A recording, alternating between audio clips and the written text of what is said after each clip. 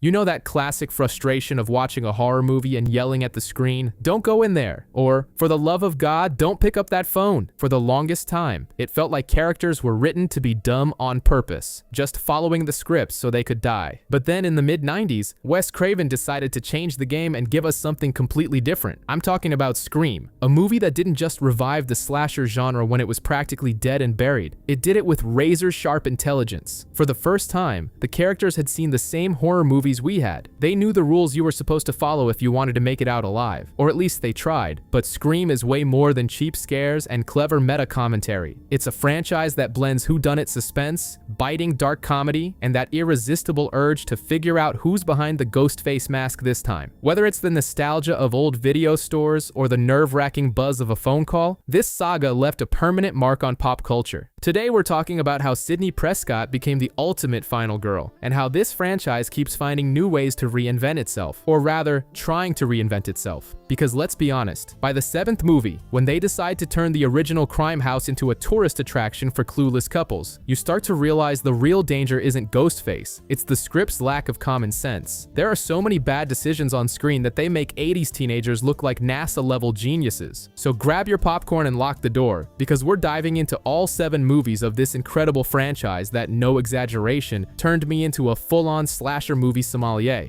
We start the story at Casey Becker's house. She's alone and decides to answer the landline. Yes, this is a 90s movie. Smartphones were still just a dream. On the other end of the line, a guy with a deep voice says he dialed the wrong number, but he soon strikes up a conversation, flirting and asking if she has a boyfriend. Casey plays along, but the mood sours quickly when the guy starts making sadistic and threatening comments. The chat shifts from cheesy pickup lines to psychological terror when he reveals that her boyfriend Steven is tied up out in the patio.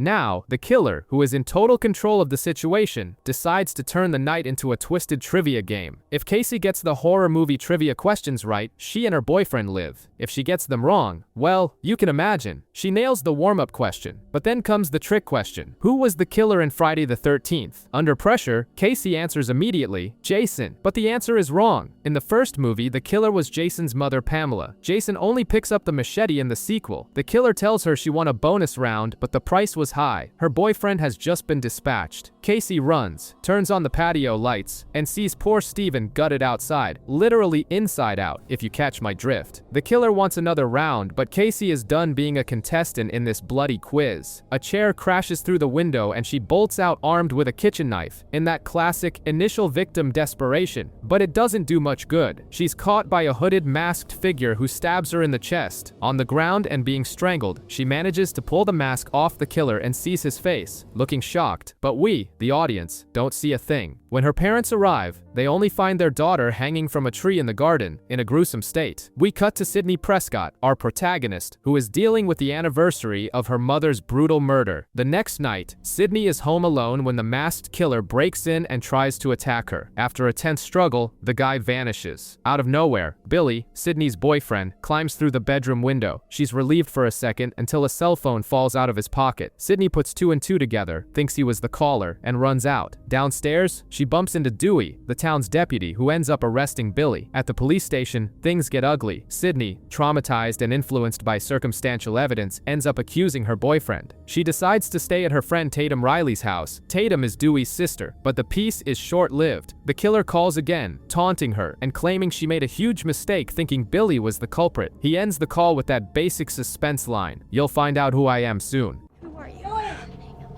Don't worry, you'll find out soon enough. I promise.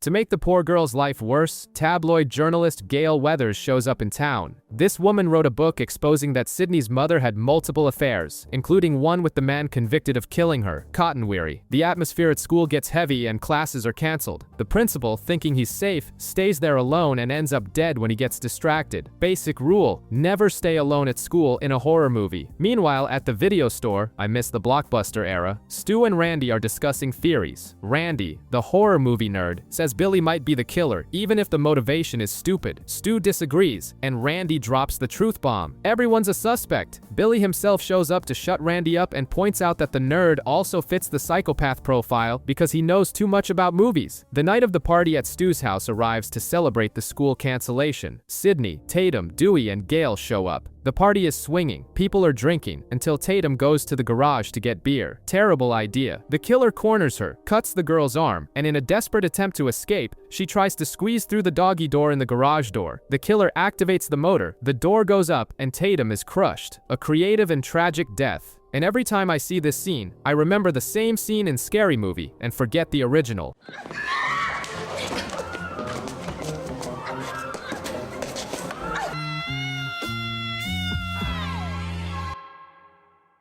Outside, Gale and her cameraman, Kenny, have set up a hidden camera at the party, but there's a 30-second delay in the transmission to the van. Billy appears at the party and goes upstairs to the bedroom with Sydney. The crowd gets the news about the principal's death, and, like good clueless teenagers, they all run to see the body at the school, leaving the house almost empty, with just Sydney, Randy, and the hosts. Upstairs, after making up in bed, the killer invades the room and stabs Billy. Sydney watches in horror and runs. She jumps out the window, lands on the cover of a boat, and discovers the body of her best friend Tatum stuck in the garage door. Total shock. Randy is in the living room watching TV and almost gets caught by the killer, who gives up when he hears Sydney screaming. In the news van, Kenny sees on the monitor that Randy is about to be attacked. He gets out to warn him, but because of the 30-second delay, the killer is already outside and slits his throat. Gale tries to flee with the van but finds Kenny's body, panics, and ends up crashing the car to avoid hitting Sydney. Dewey enters the house playing the hero and ends up with a knife in his back. Sydney takes his gun, and now only Randy and Stu remain. The two start accusing each other.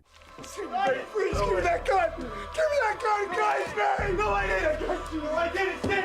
He did it! He did it, Sid! Sydney, smart as she is, doesn't trust either of them and locks the door in their faces. That's when the jig is up. Stu reveals he's one of the killers with a "surprise, Sydney." And Billy, the crazy guy, comes down the stairs covered in blood. Sydney gives him the gun for protection, and he lets Randy in, only to shoot the nerd in the shoulder. The blood on Billy? Corn syrup. Old Hollywood trick. Billy and Stu are the killers. They start their villain monologue. All of this was revenge because Sydney's mom had an affair with Billy's dad, which destroyed his family. Billy was the one who killed Sydney's mom and framed the innocent Cotton Weary. The plan now is to kill Sydney and her father, whom they kidnapped, and make it look like the dad snapped, killed everyone, and committed suicide. To sell the story of surviving victims, Billy and Stu start stabbing each other, but Billy gets carried away and stabs Stu too deep. Stu starts bleeding for real and losing strength. Gale appears, armed, but forgets the safety is on and gets neutralized. Taking advantage of the confusion, Sydney vanishes. She plays their game, calls the house, and taunts the killers. Stu tries to hunt her down, but Sydney drops a heavy TV on his head, frying the guy. Billy, furious, tries to kill Sydney, but Gale shoots him. Randy, who survived the shoulder shot, reminds us of the golden rule. The killer always comes back for one last scare. Said and done, Billy wakes up screaming, but Sydney doesn't wait to see and puts a bullet in his forehead. Game over. The sun rises, Sydney's dad is rescued from the closet, Dewey is taken in the ambulance, and Gale is already there reporting the story of her life. And so ends this quiet night in the suburbs. Shortly after the Woodsboro massacre, Sydney and Randy are in college trying to live a normal life. You know, studying, going to parties, and not getting stabbed by a masked maniac. But the peace doesn't last long. The movie starts in a cinema, at the premiere of Stab, a movie within a movie based on Sydney's life. It's pure meta juice. The entire audience received ghost face masks and plastic knives as giveaways. The marketing department clearly didn't think about workplace safety. In the bathroom, a guy named Phil decides to press his ear against the stall divider to eavesdrop on his neighbor and ends up getting stabbed in the head, Darwin explains. The killer steals his clothes and sits next to the guy's girlfriend, Maureen. She thinks her boyfriend is just messing around trying to scare her. Little does she know the joke is deadly serious. The scene of Casey's death in the movie starts playing on screen, and the audience goes wild. Taking advantage of the chaos, the killer stabs Maureen for real.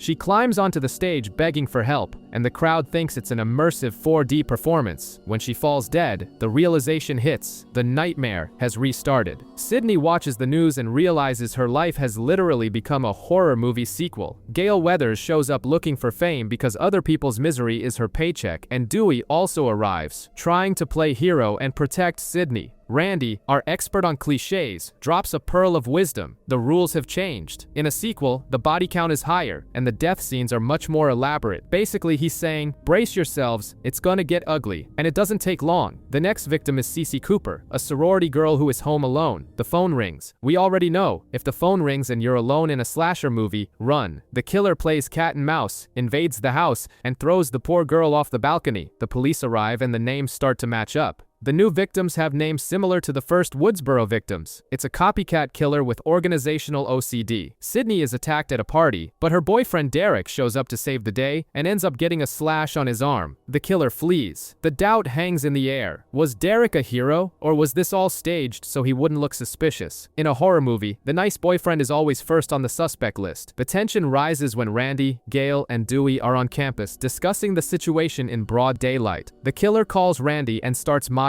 him, saying he's watching everything. Randy tries to keep the killer on the line to trace the call, walks near a van, and out of nowhere is pulled inside. Broad daylight, full of people around, and the guy manages to get killed. Rip Randy, you knew the rules, but forgot to look behind you.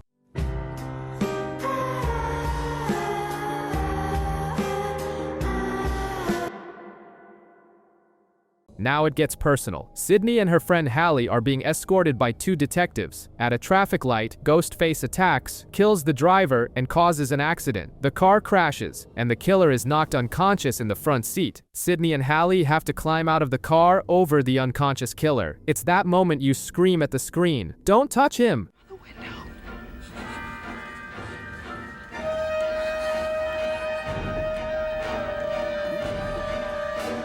They manage to get out, but Sydney, in a moment of dumb courage, decides to go back to pull off the guy's mask. Obviously, he's not there anymore. When she turns around, Hallie is gone. Sydney runs to the college theater for the final showdown. The killer reveals himself. It's Mickey, the crazy filmmaker friend who wants to blame movie violence for his crimes at trial. But hold on, there are always two. The second killer enters the scene. Debbie Salt, an annoying reporter who was lurking around Gale the whole movie. Actually, she is Mistress Loomis, Billy Loomis's mother, the killer from the first movie. Motivation? Pure and simple revenge. Eye for an eye style. She paid for Mickey's tuition just so he would help with the plan. Mistress Loomis betrays Mickey and shoots him because villain partnerships don't come with an extended warranty. A brawl breaks out on stage. Sydney uses the set to defend herself and throws everything at the vengeful old lady.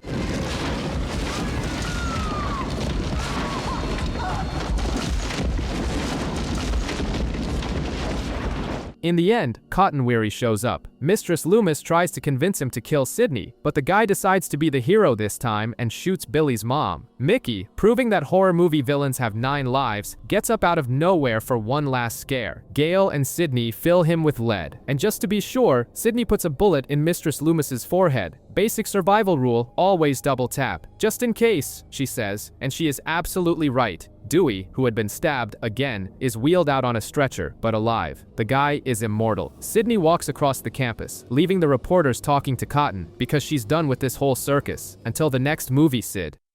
In the third movie, we meet Sidney Prescott again, but her life looks nothing like a Hallmark movie. After surviving 2 massacres, she has gone full hermit mode. The woman lives isolated in a house in the middle of nowhere in California, full of gates and alarms, working from home and only going out to walk the dog. Basically, she became the queen of social distancing before it was cool. No one knows where she lives, except her dad and Dewey. Speaking of Dewey, his life is also a bit of a mess. Gale Weathers became a successful journalist writing books about the massacres, because profiting from others' tragedy is her hobby. But this cost them their relationship. Now Dewey has given up on love and works as a bodyguard for actress Jennifer. But there is no peace in this franchise. Cotton Weary, the guy who was wrongly accused in the first movie and saved everyone in the second, gets taken out right at the start. He and his girlfriend refuse to give up Sydney's hiding place, and Ghostface shows no mercy, sends them both to the afterlife. The police find a photo of Sydney's mother at the crime scene, making it clear that the killer is, once again, obsessed with the Prescott family. With that, the original Scooby-Doo gang reunites. Sydney, Gale, Gale and Dewey start investigating. The setting is now Hollywood, on the set of Stab 3, the movie within a movie, and the killer is getting creative. He starts dispatching the cast in the same order the characters die in the script. That's what we call meta, right? The first victim from the cast is Sarah Darling. The killer tricks her into going to an empty office, that classic horror movie mistake, and throws her through a glass partition before finishing the job.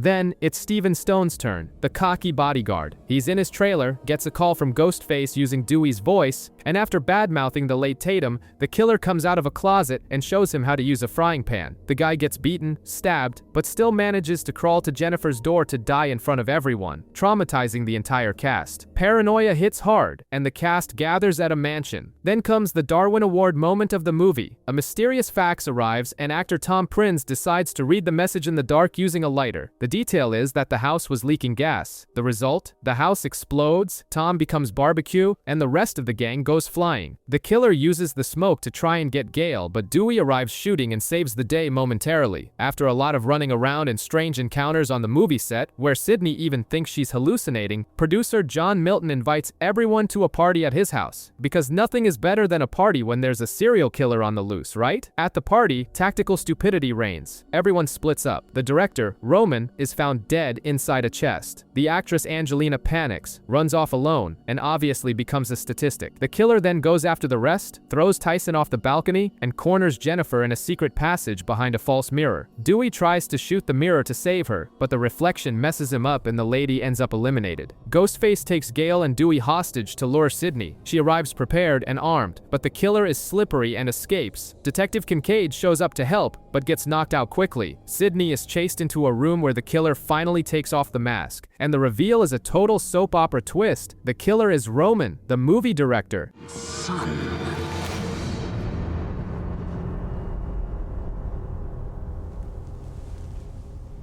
Roman Bridger. And he wasn't dead. That was a trick. The plot twist gets crazier. He reveals he is the illegitimate son of Sidney's mother and her half-brother. He says he was the product of abuse, that his mother rejected him, and that out of revenge, he was the one who manipulated Billy Loomis in the first movie to kill Sidney's mom. In other words, the guy is the architect of all the misery in the trilogy. Sidney, tired of hearing a villain monologue blaming her for his life problems, drops some truth bombs and irritates Roman. The fight begins. Roman is winning, but Kincaid wakes up and distracts the villain, allowing Sidney to grab the knife. Roman shoots her. She falls. He shoots again to be sure, but when he turns his back to deal with Dewey and Gale, Sidney is gone. The maniac gets desperate looking for her until the phone rings. Sidney pops out of nowhere and stabs her brother repeatedly. While he agonizes, she opens her jacket and shows she was wearing a bulletproof vest the whole time. That's the preparation of someone who has already survived 2 movies. Roman tries that last cliche scare of the villain rises one more time, but Dewey isn't up for chatting and unloads his gun into his chest. And just to be sure, he follows Sidney's advice and puts a bullet in his head. Game over for the director. In the end, Dewey finally works up the courage and proposes to Gale, and she accepts. Back at her isolated house, Sidney leaves the gate unlocked. The wind blows the door open, but she doesn't run to close it. She just walks on, showing that she has finally lost the fear and conquered her freedom. In the 4th movie, we are back in Woodsboro, and you know what that means. Meta commentary and people dying. We start with Marnie and Jenny, 2 teenagers doing what everyone in this town does, watching the Stab franchise movies and complaining that the sequels suck. Little do they know they are about to become material for the next installment. Jenny tries to prank her friend, but karma is instant. Ghostface appears, this time with a real voice and not some cheap voice changer app, and turns the girl's night into a nightmare. Marnie is thrown through a glass door, ouch, and Jenny tries to escape through the garage. Terrible idea. She ends up crushed by the automatic door and finished off with a stab wound. A classic opening, bloody and full of the cliches we love.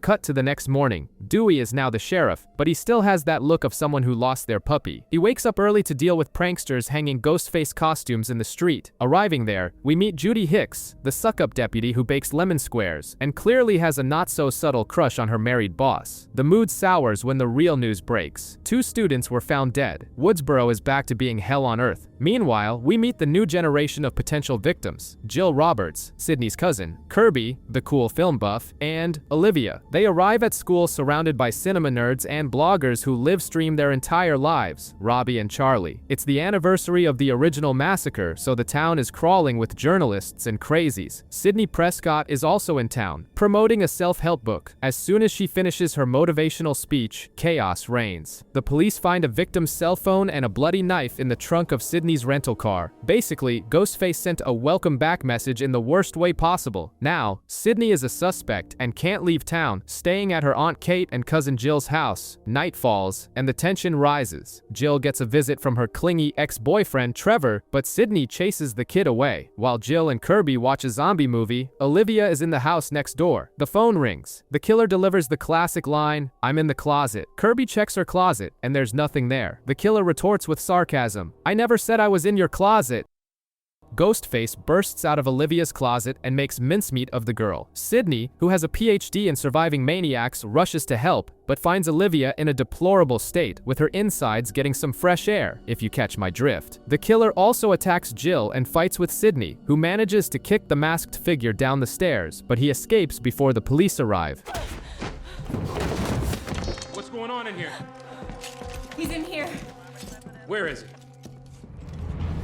Ma'am? At the hospital, Sydney fires her publicist Rebecca, who was eager to profit from the tragedy. Terrible time to be unemployed and alone. Rebecca is thrown from the top of the parking garage right onto a news van. Zero subtlety. Gail Weathers, bored with the quiet life and suffering from writer's block, decides to investigate on her own. She makes a deal with the cinema club nerds to find out where the Stabathon is happening, a party where kids watch the movies and drink. At the club, Charlie gives a lecture on the rules of remakes, explaining that the stakes are higher now, and the deaths need to be more extreme. Gail crashes the party in the barn and plants hidden cameras, but the killer is smarter and covers the lenses. In a tense moment amidst the hay bales, Gail is cornered, but Dewey arrives just in time to save her, although she takes a knife to the shoulder before the killer flees. At least the couple got an action moment. The party ends, but the terror moves to Kirby's house. At Jill's house, the situation also falls apart. The cops providing security are brutally killed, one with a knife to the forehead. Sydney and her Aunt Kate try to escape, but Ghostface shows off his aim and hits Kate through the mail slot in the door. Sydney, now alone and without adult family, runs to Kirby's house to save her cousin. At Kirby's, the party turns into a bloodbath. Robbie, the blogger, tries to do a drunken livestream and ends up broadcasting his own death. Sydney arrives taking charge, locks Jill in a room and tells her to stay quiet. Outside, Kirby finds Charlie tied to a chair. The killer plays a trivia game about horror movies. Kirby, proving she's the Wikipedia of horror, gets everything right. She runs to untie Charlie, thinking she saved the day and her crush. Wrong. Charlie grabs the knife and guts her, revealing he is one of the killers. The classic rule, never trust the sensitive incel. Sydney is cornered by Charlie and runs, but runs straight into the second Ghostface. The mask comes off and, surprise, it's Jill. The sweet cousin is actually a psychopath thirsty for fame. Her plan? To be the sole survivor, the new Sydney Prescott, ready to give interviews and gain followers. Charlie and Jill explain their evil plan, kill the ex-boyfriend Trevor, the perfect scapegoat, and then, well, Jill decides there can be only one star survivor. She stabs Charlie in the heart, betraying her partner in crime. Now comes the most insane scene. Jill needs to look like a victim. She throws herself against walls, rips out her own hair, stabs herself, and throws herself onto a glass table. It's a performance worthy of an Academy Award for Best Dramatic Actress. She lies down next to Sydney, whom she stabbed earlier, and waits for the police, posing as the suffering heroine. At the hospital, Jill is hailed as a national hero, but Dewey, in a casual conversation, drops a bombshell. Sydney is in the ICU, alive. Jill's face drops. She rushes to her cousin's room to finish the job.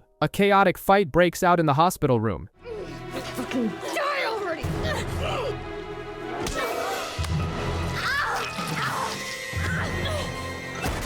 Dewey, Gail, and Judy, who is wearing a bulletproof vest, try to stop the crazy girl. Jill, armed with Dewey's service pistol, holds everyone hostage. While Gail distracts her with small talk, Sydney charges the defibrillator. Gail says clear, and Sydney delivers a high-voltage shock to her crazy cousin's head. Jill goes down fried, but like every slasher villain, she gets up one last time with a shard of glass. With no patience for more jump scares, Sydney grabs the gun and delivers a perfect shot to Jill's chest. The final scene shows reporters outside praising the hero Jill Roberts, unaware that she is dead and was the killer all along. Sydney, Gale, and Dewey survive to tell the tale, proving that the original is always better than the remake. 25 years after Billy Loomis and Stu decided the best therapy was to go around stabbing people in Woodsboro, we are back. The fifth movie kicks off breaking the ice with Tara Carpenter, who is home alone. And what happens in movies like this when you're alone? The landline rings. Yes, in the 21st century, someone still has a landline and worse, answers it. On the other end of the line, we have that friendly chat that quickly turns into a deadly quiz show. Ghostface forces Tara to answer questions about horror movies by threatening the life of her friend, Amber. Tara tries, but misses the final question, and Ghostface invades the house. He breaks the girl's leg and gives her some aggressive acupuncture treatment.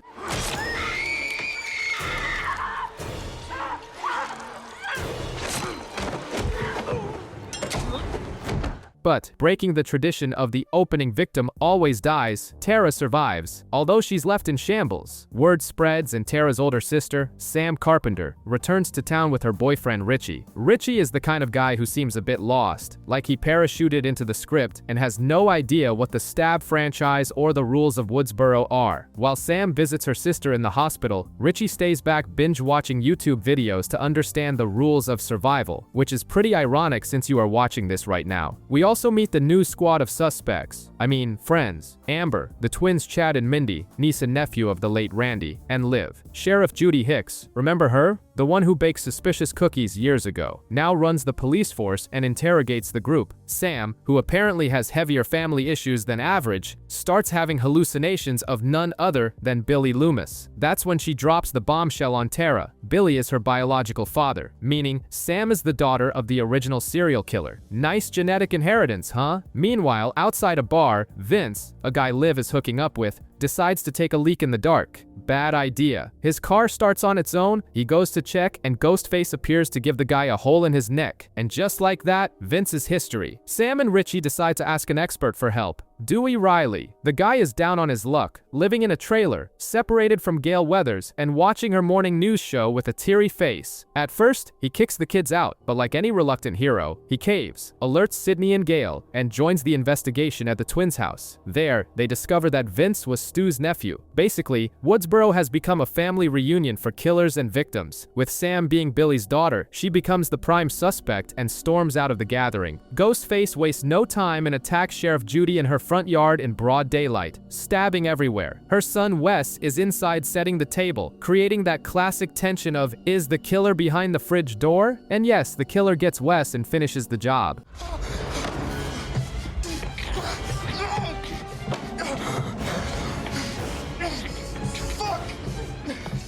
Sam and Dewey arrive too late, but there's an awkward reunion between Dewey and Gale at the crime scene. Realizing Tara was left alone at the hospital, seriously, where is this town's security? Sam and Dewey rush over. Tara and Richie are attacked by Ghostface. Dewey arrives shooting and knocks the masked figure down. Sam, Tara, and Richie flee, but Dewey, committing the classic mistake of, you gotta make sure they're dead, stays behind to deliver the kill shot. His phone rings. He gets distracted and, well, Ghostface gets up and turns Dewey into a memory in a very brutal and explicit way. Dewey's death brings Sydney back to town with blood in her eyes. She wants to hunt the killer, but Sam, sensibly, decides the best thing is to grab the car and get the hell out of there with her sister and boyfriend. Except Sydney, who is nobody's fool, put a tracker on their car. Where are they going? To Amber's house to get a spare inhaler for Tara. The problem is that Amber's house is, shocker, Stu's old house. Yes, the site of the original massacre. And of course, there's a party happening in honor of Wes, because nothing says grief like cheap beer and loud music in a haunted house. Things go south fast. Liv tries to hook up with Chad. He refuses and goes outside, where he gets turned into a sieve by Ghostface, but miraculously doesn't die on the spot. Mindy is attacked on the couch while watching the original movie, pure meta, but Sam arrives to save the day. Chaos reigns in the living room. Everyone is pointing fingers at everyone. That's when Amber pulls a gun and blows Liv's brains out without any ceremony, revealing herself as killer number 1. The group scatters. Sam runs to the basement and finds Richie, who claims to have found Tara tied up. But, plot twist, Richie is killer number 2 and Amber's accomplice. He stabs Sam to seal the deal. The two lunatics take Sam, Sydney, and Gale to the kitchen. Their motive? They are toxic fans of the Stab franchise who hated the latest movies and want to create new, real source material for Hollywood to make a decent film. Basically, they are internet message board moderators taken to the extreme. The final showdown begins. Sydney and Gale go after Amber. In the middle of the fight, Gale shoots Amber, who falls onto a lit stove and becomes barbecue.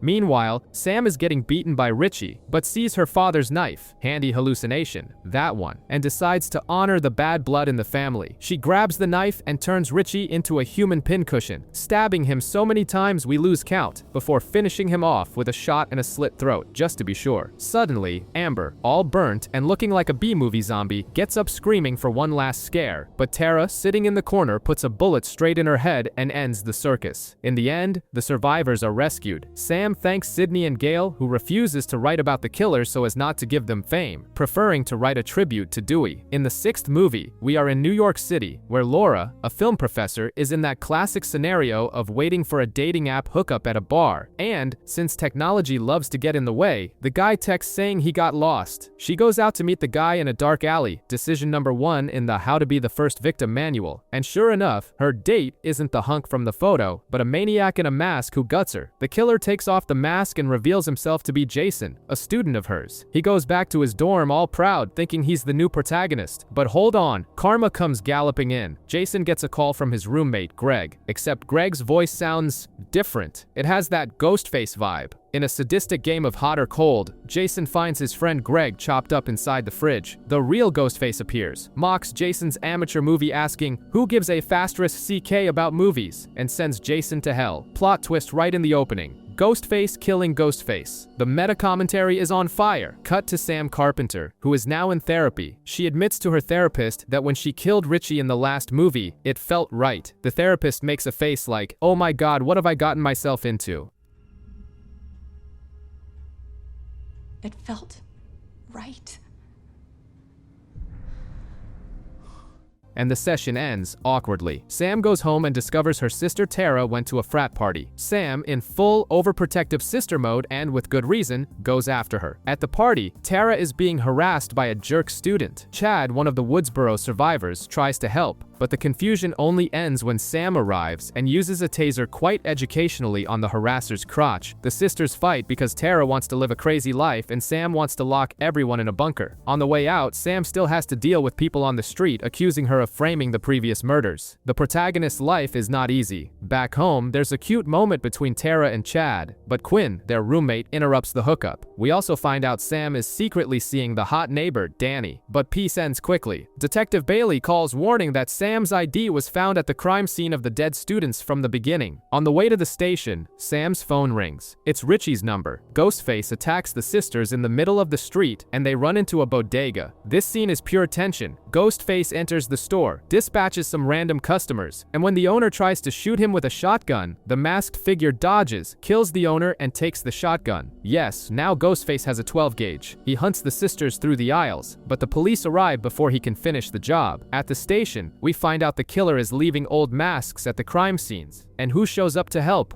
Kirby Reed, the survivor from Scream 4, is now an FBI agent and is full of attitude. Gale Weathers also appears, and the mood sours because she wrote another book about the massacres, even though she promised she wouldn't. She mentions that Sidney Prescott was smart and took her family to a safe place. The gang gathers, the so-called Core 4 and the hangers-on, and Mindy, as always, explains the rules of the sequel to the requel. Basically, no one is safe, and there will be much more blood. Things get ugly at their apartment. Sam's boyfriend Danny sees Ghostface in Quinn's room through the window. He tries to warn them, but it's too late. We hear Quinn screaming, and soon after, her body is thrown out of the room. The group tries to escape using a makeshift ladder between the building's windows. A nightmare for anyone with vertigo. Sam and Mindy manage to cross, but Mindy's girlfriend Annika isn't so lucky. Ghostface shakes the ladder and poor Annika falls from the top in one of the most agonizing deaths of the franchise. The morning is short-lived because Detective Bailey, Quinn's father, is pissed and wants revenge. Gale discovers discovers an old movie theater that the dead students from the beginning used as a shrine. The place is a macabre museum with all the clothes and weapons of the previous killers, a feast for fanatics. They hatch a plan to lure the killer using Gale as bait, but the plan goes wrong, and Ghostface invades Gale's penthouse in New York. He kills her boyfriend, who lasted 2 minutes on screen, and goes after the reporter. Gale is tough, exchanges shots, talks smack to the killer on the phone, but ends up taking several stab wounds. Sam and Tara arrive in time to prevent her death, but Gale leaves on a stretcher in critical condition. The group decides to use the macabre theater as a final trap. They take the subway, which is a terrible idea on Halloween, since half the city is dressed as Ghostface. Mindy ends up getting stabbed in the crowded car, and no one notices. Ethan, the nerd roommate, helps her, but Mindy is left behind bleeding and complaining that she guessed the killer wrong again. At the theater, chaos ensues. Sam has visions of her father, Billy Loomis, telling her to embrace her psychotic side. Chad fights bravely against 2 Ghostfaces at the same time, but ends up turned into a sieve. It looks like the end for him. Kirby appears but gets shot by Detective Bailey, and then comes the Scooby-Doo style villain reveal. There are 3 killers: Detective Bailey, Ethan, who is his son, and Quinn. Yes, Quinn faked her own death. The whole family is related to Richie and wants revenge because Sam killed their golden boy. The final confrontation is a dysfunctional family brawl. Bailey tries to justify that Richie only collected killer memorabilia because it was a hobby, but Sam couldn't care less. Tara sticks a knife in Ethan's mouth and twists it with gusto. Sam puts a bullet in Quinn's head.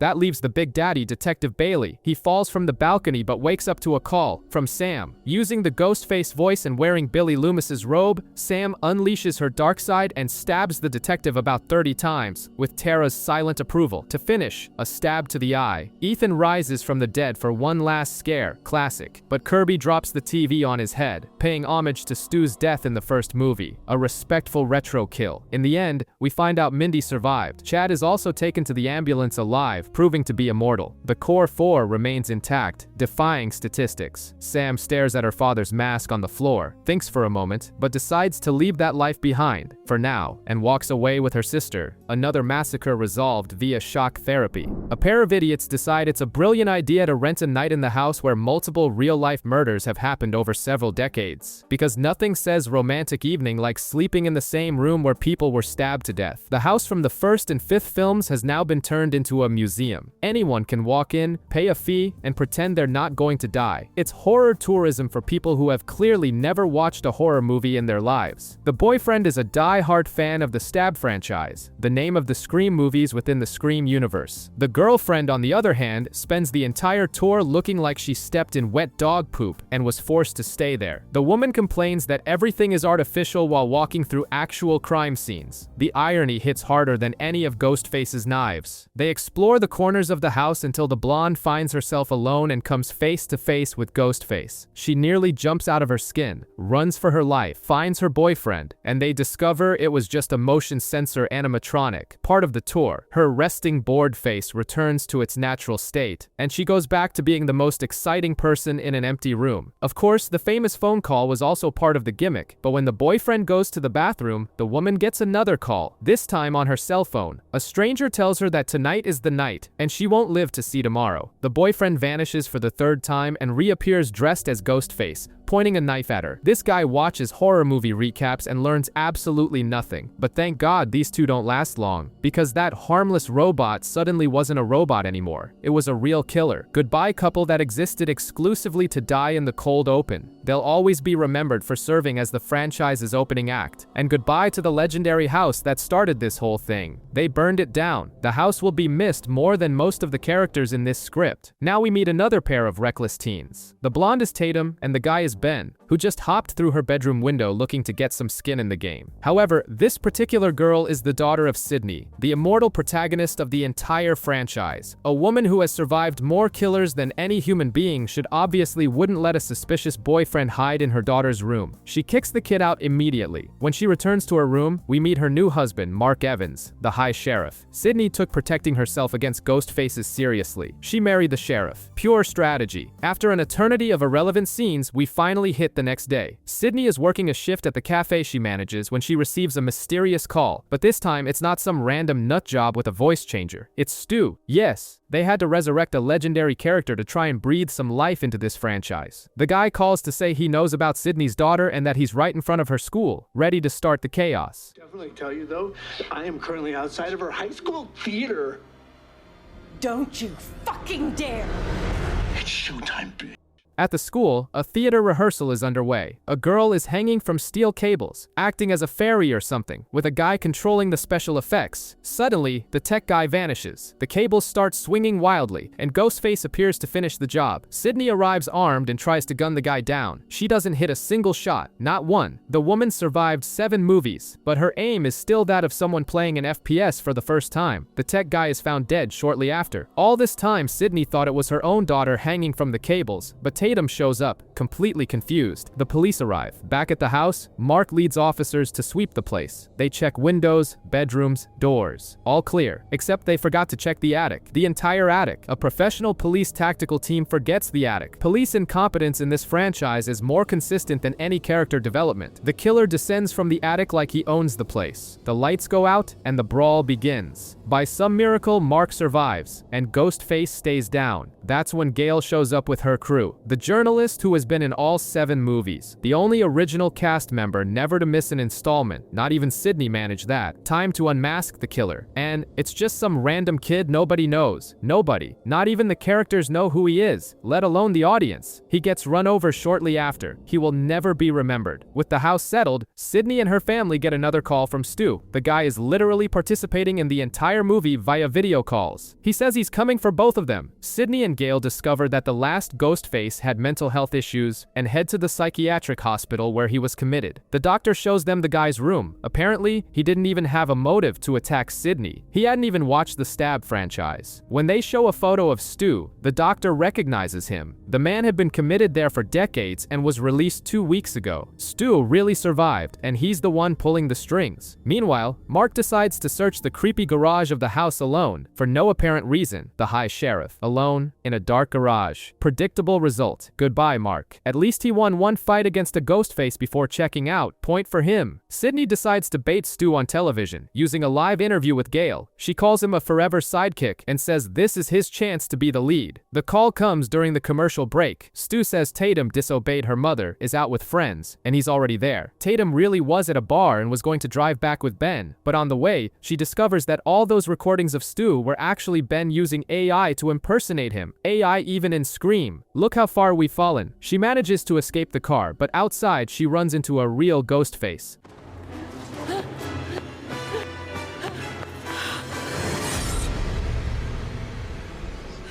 A chase ensues, and the masked killer claims 4 victims along the way. Only Tatum is left. She runs aimlessly through a city mysteriously devoid of any other human beings and bumps into Ben. They hug in relief until the real killer arrives and stabs Ben about 15 times. Goodbye, Ben. The plan to get some skin in the game has been permanently cancelled. The chase continues to Sydney's cafe. Ghostface knows the passcode, enters, and Tatum locks herself in a room. She manages to alert her mother to her location. Sydney, who had to sprint from the TV studio, wouldn't make it in time. So over the phone, she teaches her daughter how to use a gun and via the security camera feed, tells her where to shoot. Tatum hits the mark, but when she tries to leave, the slasher is still alive. A solid fight ensues until another Ghostface appears outside. Together they capture the girl. When Sydney finally reaches the cafe, she gets another call telling her to go elsewhere, alone. There, she is haunted by a television set displaying various legacy characters from the franchise. The budget was clearly too tight to bring anyone back in person. The TV tells her to look outside, and there is Tatum, tied to a chair. The first masked killer reveals himself. The doctor from the psychiatric hospital. Truly shocking. With everything revealed, the final battle unfolds. In the end, we find out that 2 of Ghostface's victims were actually still alive. Mark also appears alive in the ambulance, because in this movie, nobody actually dies unless they are completely irrelevant to the plot. There's a reunion between Gail and Sydney, a sweet talk with Tatum, and finally, this whole thing ends. Go see your dad. Yeah.